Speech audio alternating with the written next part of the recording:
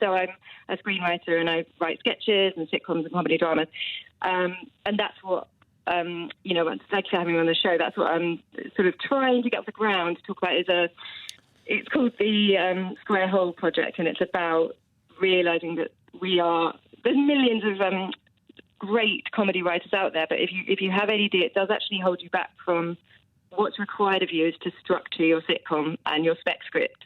And you can have brilliant dialogue, but where we're falling down, myself and lots of other brilliant ADD writers I know, is the ability to edit and, create perfectly formed stories, which is what I've identified as a clinical problem in ADD. That part of your brain, the prefrontal cortex, is underdeveloped and lacking in dopamine.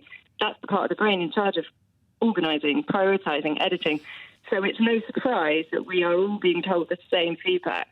And as a result, neurodiverse ADD writers are underrepresented in TV writing and in publishing. I wondered, Lorelei, I had the pleasure on Friday evening of going to see Jesse Armstrong at the Fringe, the showrunner for Succession, also writer on Peep Show, The Thick of It as well. And he was talking about the writer's room and that special place where all the writers get together to produce the gold that is comedy and drama. How do you fit into a writer's room when you present with what you are presenting with?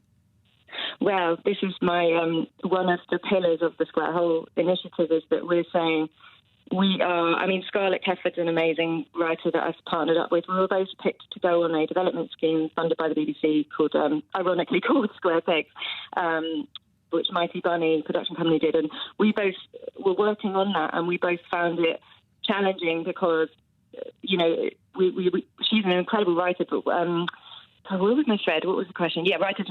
So basically, we both are. She described it as we pour rocket fuel on other people's ideas. So get us into a writer's room, and we do brilliant things with dialogue. We have pitch perfect dialogue. We have infinite ideas colliding all at the same time. I describe it as an air traffic. Our brains are like they've got no air traffic control, so you have all the thought airplanes crashing at the same time. So if we get into a writer's room, there's no shortage of ideas, but what is hard is managing our own scripts on our own. And me and Scarlett have been working together, and she can see the wood for the trees in my script, and I can see it in hers, and that's what's wonderful is partnering up and working as a team. But I guess, so whenever we have been put in writers' rooms, we've excelled, but you can't get in those rooms without a spec script that is, someone can take on and get you through the door and get you your agent. And you're in a perpetual catch-22 because of that. So how do we remove the obstacles? What do you need? So we, with the Square Hole, which I should add is I'm doing it in my spare time. I don't get paid. We're trying to get funding or a sponsor. So if there's any brands or channels listening that want to do good and be known for doing good, we're desperate for someone to pay us to make it, because we've got it all planned out. We've got a writers' room scheme called the Neurodiverse Writers Pool, which is initially just 10 award-winning writers that are on the cusp of making it, but we would then be able to be housed in different writers' rooms and float between them and be an asset. We can jump on and be emergency puncher-uppers and development idea people for scripts that are, in a difficult place with a writer that you're working with already. So we're here to help people, but also there's systemic changes that need to be done to the application forms that are currently there.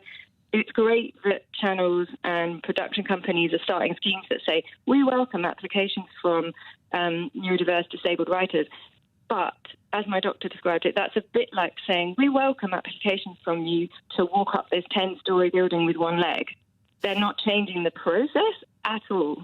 They're saying, fill out this form that's 500 characters that when you get to log in is actually 500 words, and then you've planned it all. And, these kind of things with impaired executive functioning are really hard to do.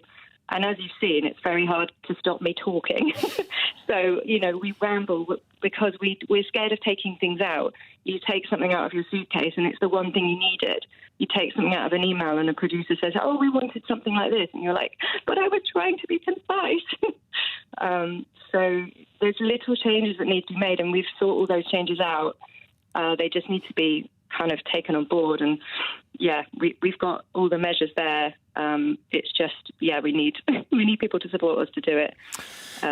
You've convinced